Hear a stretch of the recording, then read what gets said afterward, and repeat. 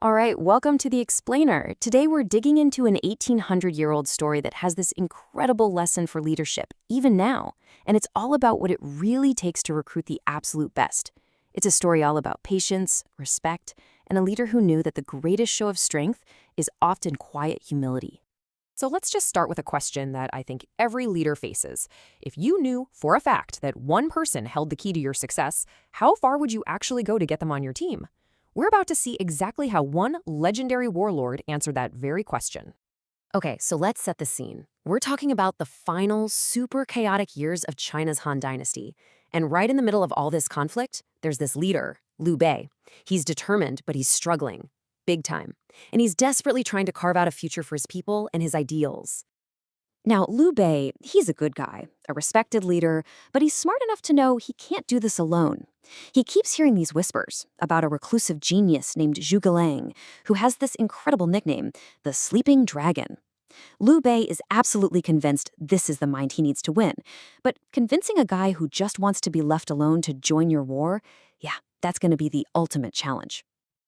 So let's dive into the journey itself, because you got to understand, this wasn't just a simple trip. It was a quest, a real test of will and character that would go down in history. So Liu Bei grabs his two sworn brothers, Guan Yu and the famously fiery Zhang Fei, and they head out to find this humble cottage. But that first visit, total bust. They get there, knock on the door, and nope, the master's out. But Liu Bei, he is not giving up. He insists they go back. And this time, the journey is just brutal. We're talking a harsh, bitter snowstorm. They finally get there, freezing, exhausted, and guess what? The cottage is empty. Again. The sleeping dragon is still nowhere to be found. And you can just feel the tension ratcheting up. I mean, Zhang Fei, the hot-headed one, he has totally had it. He's practically yelling, "Why are we, a great leader and his generals, freezing out here for some hermit who can't even be bothered to be home?" But here's the crazy part. The more frustrated Zhang Fei gets, the more determined Liu Bei becomes. So think about this. 2 failed trips, a blizzard. One of your top guys is about to mutiny. What do? Well, Liu Bei decides he's going one last time. This right here, this is the moment of truth, an act that's going to define his entire legacy as a leader. So they get to the cottage for the 3rd time, and this time there's a sign of life. An attendant comes to the door, and yup, he confirms it. The great strategist is finally home. But, of course, there's a catch. It's like a final test or something. The attendant tells them, yes, the master is here, but he's taking a nap, and he cannot be disturbed. Okay, this is it, the crucial moment. Seriously, put yourself in his shoes.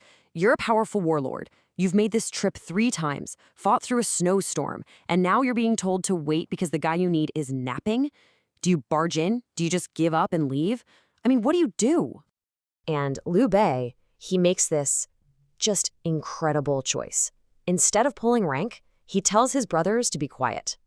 And then he just stands there, silently, in the courtyard, waiting. He absolutely refuses to disturb the scholar's rest. He's willing to wait however long it takes. And that right there, that incredible final act of humility, that is what finally wins over the sleeping dragon. So when Zhuge Liang finally wakes up and hears what's been going on, that this warlord has been waiting patiently outside, he is completely moved. He realizes, okay, this is a leader worth serving. So he invites him in and lays it all out. His master plan, the Longjong plan, a strategy so brilliant it would literally change the course of history. So, you see, this whole thing wasn't just about recruiting one guy. It became this huge cultural touchstone, a powerful lesson in leadership that has echoed down through the centuries. In fact, the story was so powerful it became a famous 4-character idiom in Chinese, Sangu Mao Lu. It's basically shorthand now. When you say it, everyone knows you mean that genuine, persistent, super respectful effort you have to make to get the absolute best people on your team. And what a lesson it is, right? It's completely timeless. You know, power can get you obedience, sure. But to win the hearts and minds, the true loyalty of the most brilliant people, that's earned with something completely different. It's earned with sincere, patient, unwavering respect. Which really leaves us with one last thing to think about. In our world today, with all the instant messages and a recruitment process that's all about speed, what can we learn from a leader who got that sometimes the most powerful move you can make is to just stand still and wait?